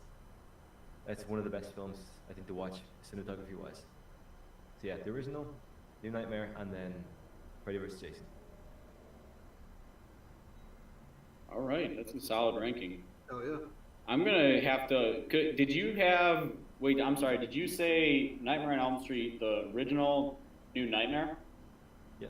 Yeah. Then honestly, Dylan and I have the 3 exact same ones because I think that New Nightmare, because obviously the original is always going to be my favorite. I think that New Nightmare should have been the direct follow-up. It's an interesting take on it, because Heather plays herself in the movie, so it's so interesting. It's the interesting take and it's called Wes Craven's New Nightmare because the story is literally him writing the script as he's creating this, and Freddy is just there, and Robert Englund is going back and forth from playing him and Freddy in the movie, which is just great. So there's a lot to like about the New Nightmare that just makes it so awesome. And then Freddy vs. Jason, I absolutely love this film. I think that's the one that really got me excited for Freddy a lot because I just like all the fight scenes in the movie in particular. Yeah, we're all basically coming up with the same thing. It's weird. We didn't even discuss this, so it's weird that we're all coming up with the same thing. My top 3, and I'll give an honorable mention as well. So my top 3, number 1, A Nightmare on Elm Street 1984. I love that film. It's classic. I mean, you can't top the original film, okay? I like the dark tone of the original Nightmare on Elm Street. Coming in number 2, I like A New Nightmare. I like that Wes Craven was back. He was bringing it back old school. And I for the same things that Braden said and for what Dylan said is that, I like the fact that they had Heather Langenkamp back. They had Wes Craven basically playing himself in the film.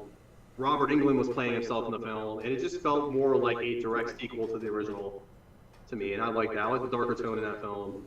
I kind of like how Freddy's gloves, and they made Freddy look a little bit different, and he looks more like demonic in that film. which I thought was pretty cool.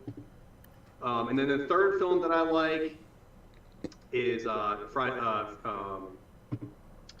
Elm Street Part 2, Freddy's Revenge, is my third. And then for an honorable mention, I like Freddy vs. Jason. So that'd be my number 4. Nice. Did you guys already all name yours? Yeah, your turn, James. What? Your turn, James. Oh yeah, number 1, 84's Nightmare, and then Freddy's Revenge, and then New Nightmare. And I kind of give those explanations as to why in the ranking video I did last week. I just bit the fuck out of my cheek. Anyways, I'm okay. I'll live, I think.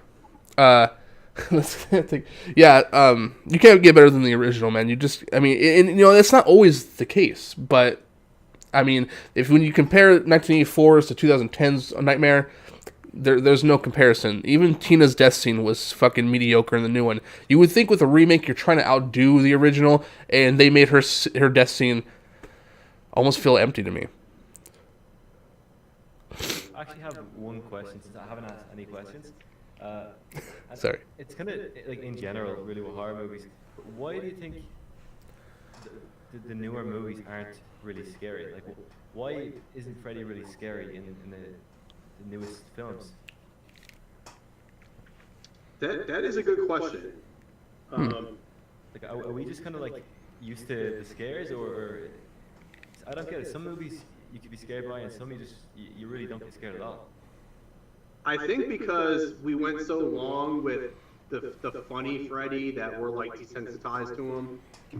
That's the only thing I can think of is like you just kind of expect that it's going to be some kind of funny element to it, and then so like when they try to make them scary, it just falls flat. Like you're just like, okay, like I feel like we're at the point right now in the series where there's like no turning back. Like it's hard to gain back the creepy element to it when you've seen so many sequels of Freddy, just ridiculous, just laughing like crazy. I mean, it's just there's no turning back now. I mean, they can try. I hope that they can get back to that creepiness with him, but I've got my doubts. I don't know if we're ever gonna see that creepy Freddy again. To be honest with you. I agree. I really don't know what. The thing is, I think that we've seen so much of Freddy, we already know what to expect. And I don't know. It's a good question, really. I'd have to really think about that and then get back to you on that, because I can't think of too many things at the moment. I mean, honestly, we've seen so much of him. We know what to expect from Freddy. We know what his tricks and games are. We know the character. We know his shtick. And I think that can go with any movie. Halloween 2018. I talked to someone who said they were fucking scared of that movie, and I was like, "Oh, what scary about that movie? What was scary? What are you scared for?" A couple of my girlfriends that saw it said that they were horrified during it. Like, what? Like, his mask is so scary. I don't like him. Like, oh my gosh, like, get him away. Dude, let me tell you something, okay? I went to, I saw Halloween 2018 with my ex-girlfriend, and we went to the movie theater, and I basically told her, I was like, when the first trailer dropped, I was like, we're going to the movie theater, you're going with me, I'm forcing you. Because she hates horror movies. She's got, gets nightmares from them, right? Like, legitimate nightmares. So we went and saw the movie, and she didn't really say much after the movie, but the next day, she was like, I hate you so much. I had freaking nightmares over him. Now I can't sleep at night. She's like, I woke up in sweats and everything. I'm like, really? Like, I've never been scared of any horror movie. Like, I've watched some pretty gruesome, pretty scary ass shit. Like, some pretty you do. shit. And I've never been scared. I've never gotten nightmares. I mean, I must be like a fucking, I don't know, man. I mean, people must perceive me as like a psychopath or something. I don't Fucking human centipede or what? Yeah, or the human centipede. I mean, I watched so much Saw, people getting freaking dismembered and shit. Like, there's nothing that shocks me anymore. You know what I mean? Yeah. No, I feel you. It's. I think that us now, especially with movies like Saw and Hostel, yeah, we're really getting desensitized to all this nasty shit. It's almost like a norm now. Mm-hmm. Well, hey, what do you call it? Like, if you guys actually like these movies don't really scare me like at all. But like, there are movies like where if like something pops out, like I'll jump. Like, have you guys seen the trailer for the new coming out called Us? Is Jordan Peele's new one? Like, that just looked like it's gonna be a psychologically like messed up movie. Like, it's a movie like that is like gonna get me to oh my gosh. But like stuff like Halloween and Nightmare on Elm Street and stuff, I'm always just fine sitting through. Like, I was just sitting down here like watching New Nightmare, and I'm just like, fine. Whereas other people would like be all like hiding in blankets and stuff like that. I'm just like, how? Yeah. Exactly. Yeah, Exactly. the paranormal movies are the ones that mess me up the most, man. Like the ones like the exorcism movies of like exorcism of whatever the person's name is. Well, that's because Like, that shit's actually real. Like, that stuff Right. is like based on actual events and stuff like that. Like, and that's why I'm saying like stuff like The Conjuring. And I mean, I know Us is kind of like a long shot, but it's like a movie that's coming out that I think looks pretty psychologically, terrifying. So. Right. Exactly. Oh, I do want to answer one of the questions that was in here. I've been letting it go for a little while, but one of the questions that was in the comment section is, who do we think is going to be the production company that gets the helm for A Nightmare on Elm Street? Because, I mean, I know New Line has been the main production company ever since it came out in '84, but now, now with all these other production companies, like, someone else said like Blumhouse has gotten a lot of attention with Halloween, but I mean I think like I don't want Blumhouse to redo everything. I don't want it to have the same vibe as like say Halloween or something like that.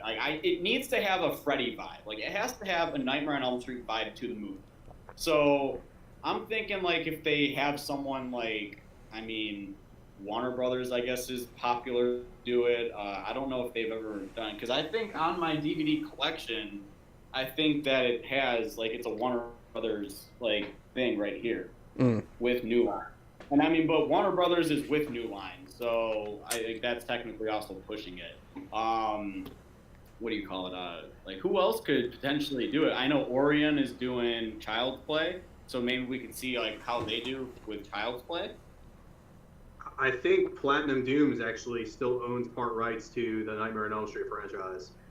So I think right now, New Line would have to approach Platinum Dooms and ask them, do you want to work on the new sequel? And if they said no, then New Line could go to somebody else. But they would have to sell part of the rights to another company to do it. They'd have to go through Platinum Dooms, because Platinum Dooms owns part of the rights to the Nightmare on Elm Street. Because they made a deal back in the day when they were doing, when New Line was doing the Friday the 13th sequel, and they were doing Nightmare on Elm Street and some of these other films, that Platinum Dooms had part of the rights to those series for a period of time. And I still think they own some of the rights. So probably, I would say Platinum Dooms is probably going to do it. And they're similar to Blumhouse. They're like the same kind of company as Blumhouse. They make these like lower budget films. I won't lie. I was under the impression that New Line were the company behind the newest film that's going to be coming out in the next couple of years. Because I thought the director for Aquaman is confirmed to be making the reboot film. Maybe I'm wrong. It sounds like I am now, but I thought New Line were with the company behind it. Well, New Line is like the head company, and they basically like lease out their rights to smaller companies like Platinum Dooms. Okay. So you got like Warner Brothers. Warner Brothers will patent. They'll basically lease out their rights to movies to smaller companies. Paramount, the same thing. They'll lease out their rights to smaller companies like Blumhouse or Platinum Dunes. And then basically those smaller companies will own the rights to the films for a period of time. And that's where I think, quote me if I'm wrong, I could be wrong, but I think Platinum Doom still has the rights to Nightmare on Elm Street. Now, it all depends on how long they wait to make this sequel. If they wait long enough, then it'll be another company like Blumhouse that'll pick it up. Yeah. Oh, go ahead, James. No. I was gonna say I thought New Line Cinema was like defunct now, but no, that's not. I mean, I guess they were merged with Warner Brothers back in 2018, or sorry, 2008. Did not know that. Yeah, I mean, like, and I'm sorry, Dylan, did you say something like that? You heard that James Wan is gonna direct the next Nightmare on Elm Street? As far as I was aware, I think I did read that. I made a video on it. I'm fairly sure. Dude, James Wan would be awesome because right now, like, actually, I was gonna film that probably later tonight or tomorrow. I was doing a video right now on who is potentially going to be the next director for Halloween sequel. And like James Wan was one of my options for like Halloween. I think he would be an awesome Halloween director. And what do you call it? Just because he has experience directing the first Saw movie. He's directed the Conjuring films, Insidious, like stuff like that. And I think that he could be a great Nightmare on Elm Street director too. That's a big name to sign on to a Nightmare contract. Did you guys hear about LeBron James? I know this is off subject, but LeBron James wanting to do a Friday the 13th film. Yeah. I really don't want to talk about that. What the hell? Like, that's like so from left field. Like, I don't know how I feel about that. I mean, for real, him being an outsider, he could be really good. I mean, I don't know. Maybe it takes an outsider coming in to actually, because he may be more perceptive to what the fans want because he is an outsider. I don't know. I did a video on that back in November, I think it was, about my thoughts on it, and I'm not. I mean, I talked to Dylan briefly about this in our Halloween video, where I'm actually very open to it because kind of like what you're saying right now, he is an outsider, and we honestly only know him as a professional sports figure. We don't know him anything else outside of that, and maybe he's really into these movies. Maybe he really wants to see it get done the proper and the right way. Honestly, I don't know. Until I hear more and see more, it's going to be hard for me to say anything negative towards it. Well, I'll say this. If LeBron James comes and directs a Friday the 13th film and he does what the fans ask, dude, I will become a LeBron James fan. I'll freaking rock his jersey. All of them. I'll be most hardcore LeBron James fan after that, okay? I'll just add quickly, Braden, sorry, I was actually wrong about that. No, David Leslie Johnson was a screenwriter for Aquaman, I think it was, who was reportedly going to be doing the new Nightmare on Elm Street film, not James Wan. I got that mixed up. Oh, James Wan definitely would be great for Halloween, though. I agree with you on that one. Oh my gosh, James Wan would be awesome because, like, we could talk about this really quickly. Like, you remember in the 2018 Halloween that like long shot, like the one take that they had or whatever? James Wan is specifically known in his films for doing that, and I think that he could do something magnificent in a Halloween sequel with that, and for a Nightmare. Like, I mean, I think that there are just sequences that he has that would be just awesome. Now that we're talking about Halloween, a little off topic, but what do you guys think of David Gordon Green as a director?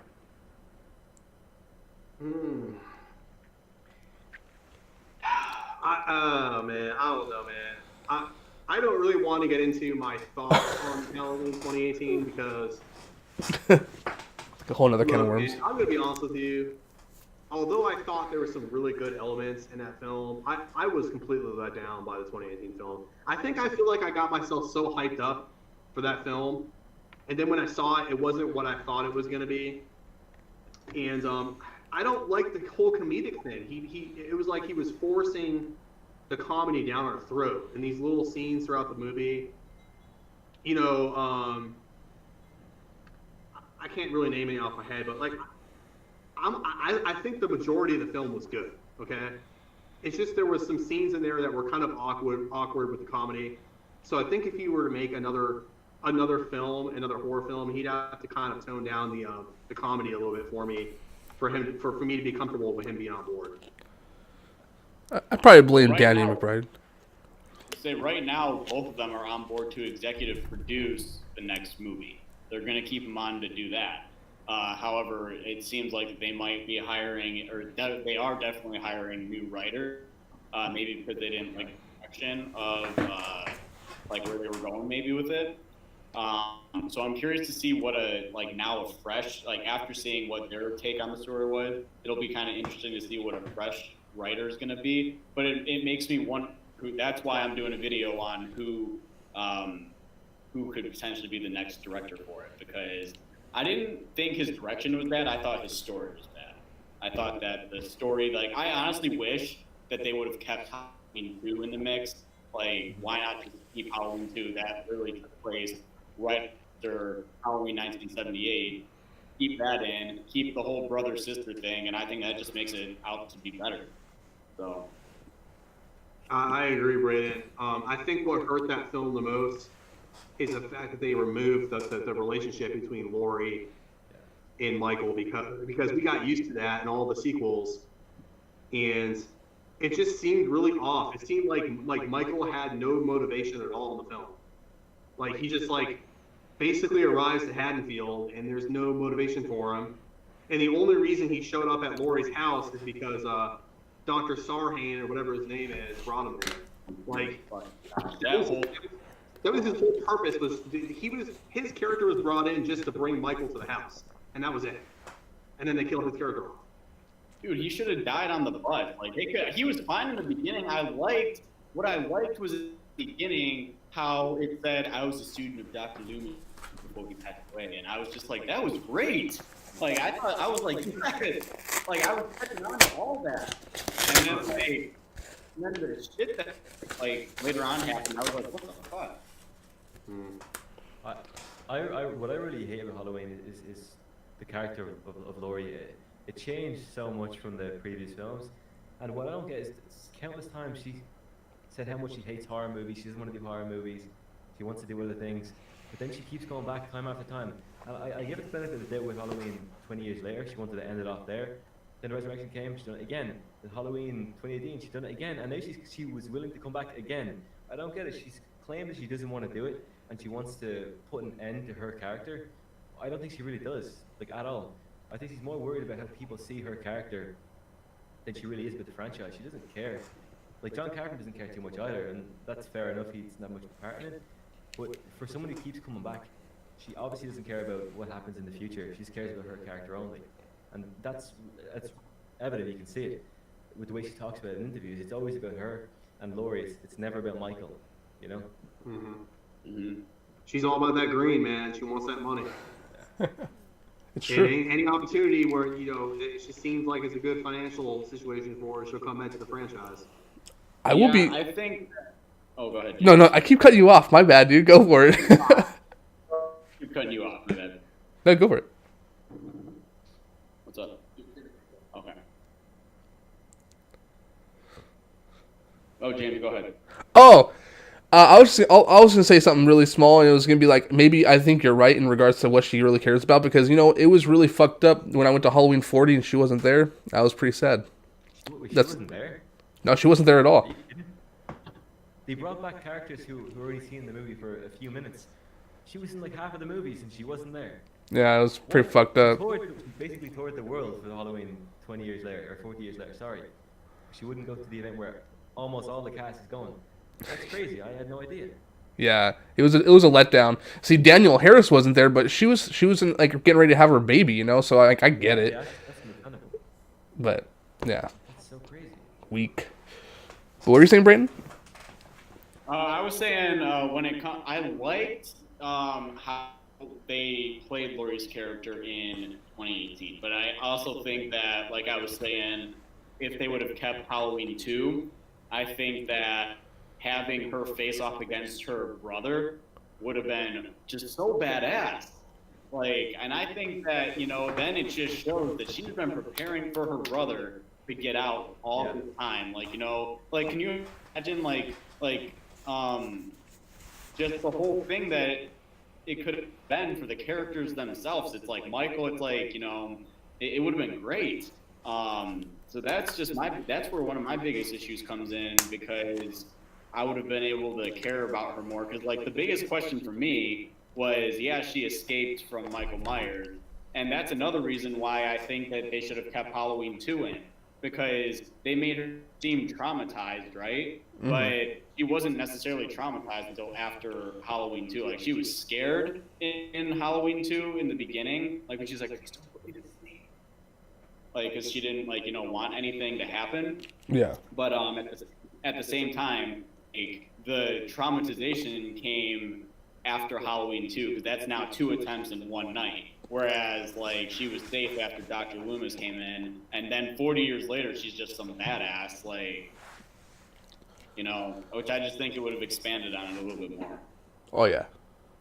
Hey, Braden. Skate Tune says you look like Iceman from X-Men.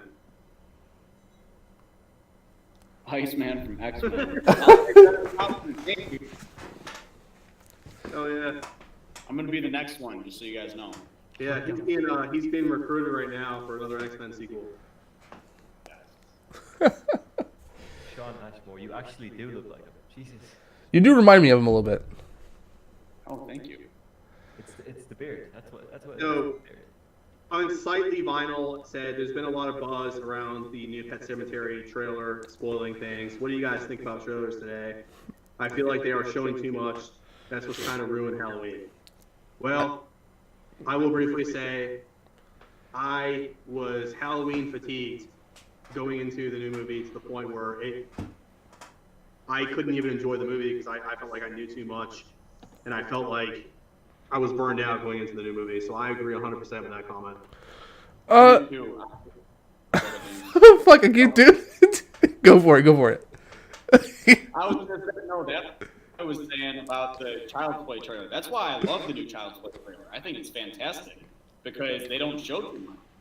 Like, I mean, the big buzz is they have photos of Chucky on the internet that you can go on and see, but everyone wanted to see him in the trailer, to see him walk and talk, particularly talk. But you get it, and that's one of the things that I loved about it because, now the anticipation's up, like, holy shit. You get snippets of what he's going to do, and yeah, I agree, that's what killed Halloween. They showed way too much in the trailer. Way too much, so... I think it was made okay, so with the Pet Sematary is an example here. I think it was made way, way too big of a deal that they showed that it's not Gage who dies, it's the sister, as Ellie. I think that was made way too big of a deal. I didn't see the big deal in it at all. I'm part of a group, me and Dylan are part of a group called Killer Flicks, and it was nice that someone posted on there. It was Drum Dums, Lee McCoy. Is that his last name? McCoy? Maybe. Yeah, so he posted, like, if you don't want to be spoiled, it was more like, hey, do not watch it because it has a big spoiler. Not really a warning, so don't watch it.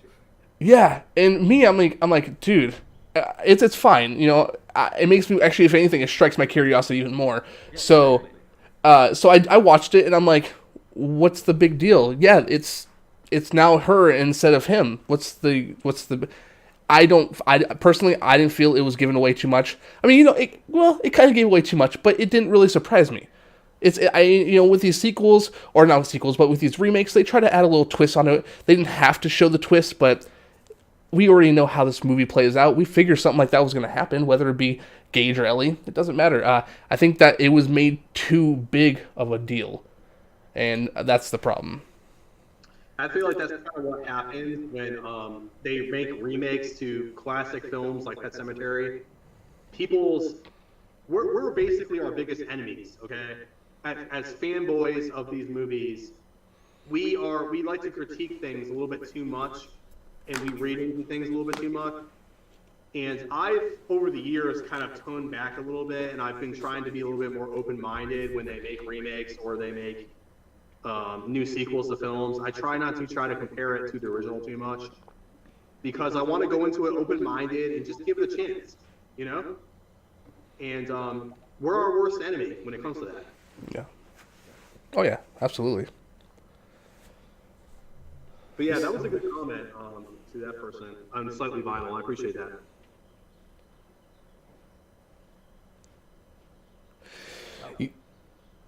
What the fuck? Okay. So, was there anything else you guys wanted to discuss while we're here? I think we've covered quite a bit tonight, guys. I'm pretty pleased with this live stream. I ain't gonna lie. Me too.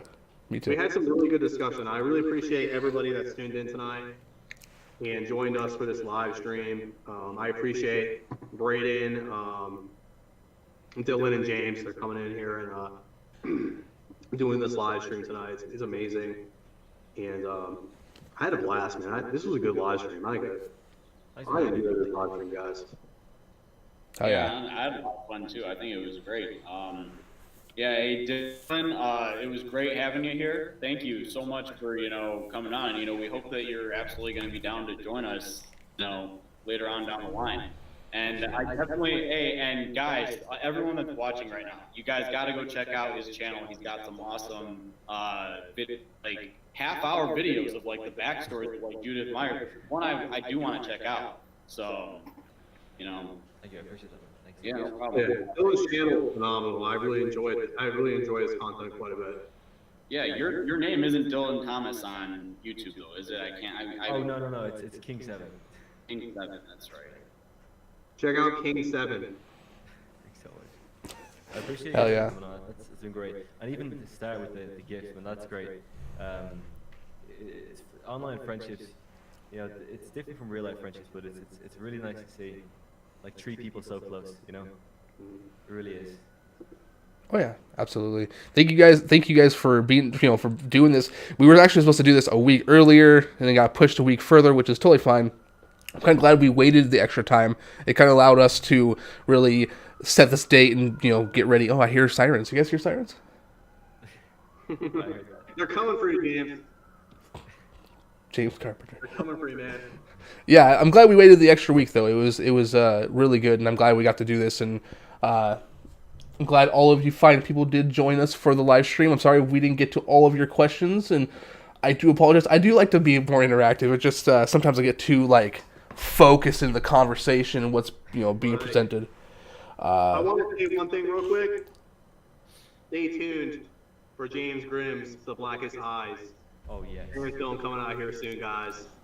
Dude, he is doing a phenomenal job on this fan film, and I am super pumped to see this thing. I can't wait to check it out. Braden did his fan film as well, which is absolutely phenomenal. If you haven't a chance to see it, go check out Braden's fan film for Halloween, and he did a couple things with that. And 2 awesome directors, the real James Carpenter. I know about that. He really is, though, man. He's the second coming of John Carpenter, for real. Greatly appreciate that. Shooting all of it on a Samsung Galaxy S9. Android all the way, baby. There you go.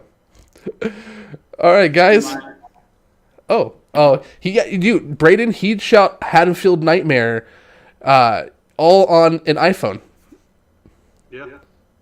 So technology's coming a long ways, man. You don't need to have a lot of expensive technology. Your phones are pretty freaking good, man.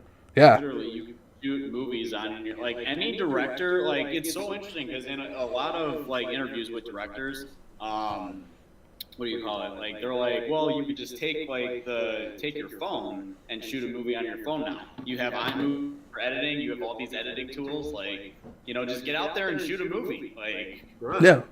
Exactly. And that's one thing that we talked about earlier before we even before we went live. That it's taken so long now to produce movies that you're actually waiting for the next fan film to come out. These fan films are basically just as good as these sequels that we're waiting on. Mm-hmm. I've seen some phenomenal freaking fan films that you would swear that they look like they're studio made. I mean, they're just fantastic. Never Hike Alone. That's I'm just loving the time that we're living in, where people can go out there and make films that are just as good as a studio-made movie. Oh yeah, absolutely. It's crazy because we can do this on cell phones now. It's like the technology has just become so it's given to us so easy now, and it's at the tip of our fingers. We just have to figure out a way to really make it be what it is. We got to find. It's up to us to figure out what the end product's going to be. With fan films, though, I'm going to say that Braden does have Haddonfield Nightmare Part 2 coming out this fall. Hell yeah! So I like his little the Christmas videos they do, man. That was pretty badass, man. Oh. He, like, around putting all the gifts under people's trees and stuff. I like that. Yeah. I'm debating whether or not I want to make an Easter one too, with him going around like, delivering Easter baskets. Dude, I can't wait, man. So, I mean, I don't know, man. I am excited. However, like the quality for Haddonfield Nightmare Part 2 is going to look a little bit different because this time we're actually shooting it on a camera. So it'll be interesting to see like the change of everything. Like, I mean, I just want to see how we can make this one even better. So, but I'm glad that you guys enjoyed the first one. That means a lot, honestly. I'm glad that you guys caught on to that. And, Dude, it was good, man. So, James, I honestly can't wait for yours. I'm excited to review yours and do anything I can to help promote that. So if you guys are looking forward to that, make sure you guys are, because it looks great so far. Did you get my message from yesterday? I'm gonna have a rough cut for you and Grindhouse probably tomorrow. Are you shitting me? It's rough. But yeah, probably by tomorrow or Monday. Okay, I'll be on the lookout. Dude, I'm super stoked, man. I can't wait. I have some reshoots I have to do probably either next week or the week after. Very few, which is good. But yeah, so hopefully I can get that out tonight or tomorrow, maybe Monday at the latest, and then give me an idea of what you think is it's missing or could be added, or in the realms of possibility, of course, because me and my buddy because 4 people flaked out on the project, so it really made me and my buddy have to rewrite a lot of it, or at least 35-40% of it. So, but yeah, keep you guys updated. All right, sounds good, man. All right. Well, thanks everybody for tuning in, man. I appreciate everybody that came in here tonight. Hell yeah, thank you so much. And wait, before we go, what do you guys think the next live stream should be? That's a good question. Dude, you know what I am pumped about? Now, this is not really horror related, but dude, I am so excited for the new season of Stranger Things. James, I know you've never seen that freaking show, but man, you really need to see that shit, man. For real, Stranger Things is so freaking awesome. I know, Braden, you like to watch Stranger Things, right? Oh, I've watched them freaking twice, so I'm. Dude, I am dude, James, you need to get caught up and watch them so that way we can all do live streams. And Dylan as well, man. You need to start watching Stranger Things, and then that way we'll do maybe a live stream, I'm not saying a 1 or 2 hour long live stream, but maybe a 20 or 30-minute live stream of each episode, man. That would be badass. I've seen those. I cannot wait for season 3. Dude, season 3 comes live 4th. Can't wait. Dude, I like the fact that it's going to be in the summertime for once. Right. We're going to get them at the beach and everything, man. It's going to be so much better, man. Right? They're taking a completely different turn with season 3, and I'm so excited to see what they're going to do. Because then the Upside Down are really awesome scenes, too. So, Yeah. Dude, Okay. I'm so excited, man. James, man, you are missing out, dude. Get on Netflix tonight for man. Okay. I will spend how many episodes per season? It's 8 or 9 per season. But they're long episodes. They're hour long. Yeah. Okay. I will watch season 1 tonight and tomorrow. Damn, son. You will get sucked in from frickin' dude. I'm telling you, from the first episode, man, you will get sucked in, dude. Dude, look at the comments. It says Stranger Things is dope. Stranger Things, yes. It's a hot show, dude. It's so good. Enigma 215 says, "How about a Scream stream?" Oh, yes, we would have to call it something different because I think is it Cody Leach and Drum Dums? They have the Scream stream. Yeah. So we would have to call it something different, which we'll take. We'll figure something out. But yeah, I don't see why not. I mean, there's 4 movies. A 5th movie could be maybe on the way to Blumhouse or maybe a reboot. I don't know. I think that there's a lot of room for that. I think The Walking Dead's one I want to do with these guys. Star Wars. I mean, we can. What's that? The Walking Dead. I'm sorry, but I can't get into the story. I can't get into the TV series anymore. I'm done with it. They've made too many poor choices with The Walking Dead. But I am excited as hell to see what they're going to do with these movies, which I can't wait to see what they're going to do with that because you got Michonne, who is leaving The Walking Dead. It's spoiler alert, sorry. Michonne is basically, next season is going to be her last season with The Walking Dead, and she's going over to the movies to be with Rick. A lot of these characters are going over to the movie with Rick. So I'm excited. I'm sorry, but they lost me when they lost Rick. I Dude, can't go back. Me, you, and Braden were talking that night that it was supposed to happen. Like we kept messaging each other, and I was like, dude, I'm gonna get so sad right now. And then we all were like, what the fuck is this? But I think the movies has good opportunity. Like I think they can do some good things with the movie, man. Dude, I'm literally only watching it at this point because I'm all caught up. Like, I mean, like it's a show it just has to end at some point. Oh yeah.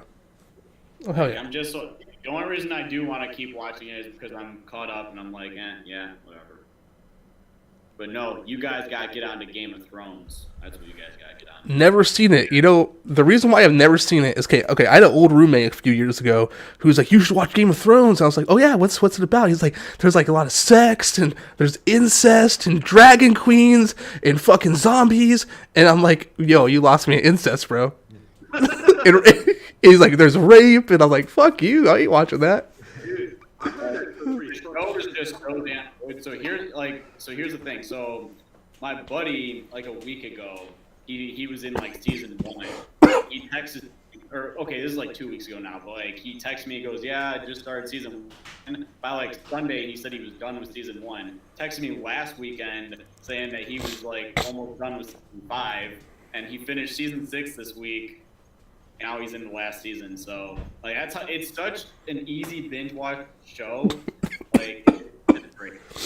So I might give it a shot, but it's hard. It's hard to watch that kind of stuff, especially because there's so many seasons. It's hard to watch that stuff because having a kid and stuff, I'd have to watch that late, and I'm not really up for like rape and incest and stuff. But there's one relationship. Like I mean, like it's just. But we can all watch the Saw series and not be offended by it. But like, God forbid, there's like a small sex scene between a brother and sister. I mean, out there. I mean, come on now. That opening for Saw 4, like I was about to eat a piece of pizza and I'm watching that just rip his fucking. Oh God, it's gross. Or you're sitting there eating a pizza and they're fucking showing. I mean, come on now, man. I mean, that's all it is, right? It's just pizza sauce on the guy in the movie, so you just eat that. Like, Just fucking eating him. So Dylan, man, you down to do some live streams with us as far as like maybe like the Walking Dead movies or Stranger Things or Game of Thrones? Oh, 100%. I think for The Walking Dead, if it's a movie, 100%. But I've never seen the TV show, so I wouldn't want to go into it like really confused. So for Stranger Things, 100%. The movie for Walking Dead, 100%. I freaking can't wait for the summer, man, dude. I'm so pumped. I'm even looking forward to Santa Clarita Diet. That's gonna be crazy. I was born in 1985, and this takes place literally right near my birth date, the date I was born, man. Like, I can't wait, man. I'm so pumped for Hey, actually, I'm thinking what we should talk about, because that's going to be a hot topic until it comes out, is Child's Play. We should do a Child's Play one. Hell yeah, dude. Soon. Yeah, I'm down. I'm open. Play too, man.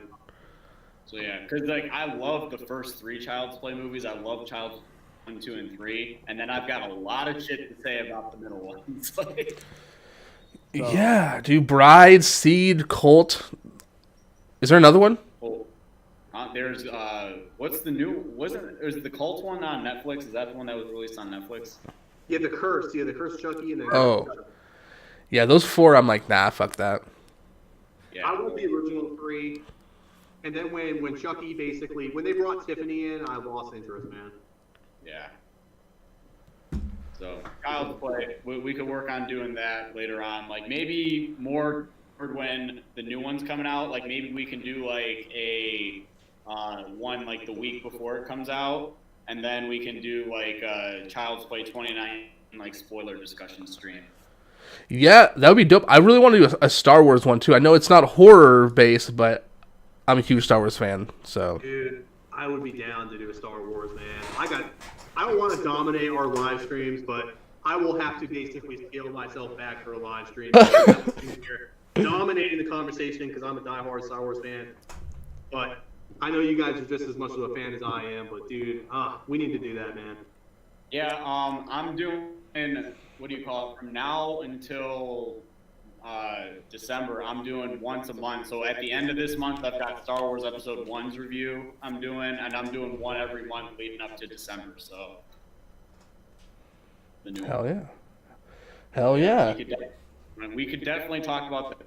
That should be like an early December one. Like once we have the title of the new one and stuff like that, talking about like, the title, what do we think it's going to mean, the hell's going to happen. We should honestly do it before the trailer even comes out. Or right after the trailer comes out. Like, we could do like a discussion on that.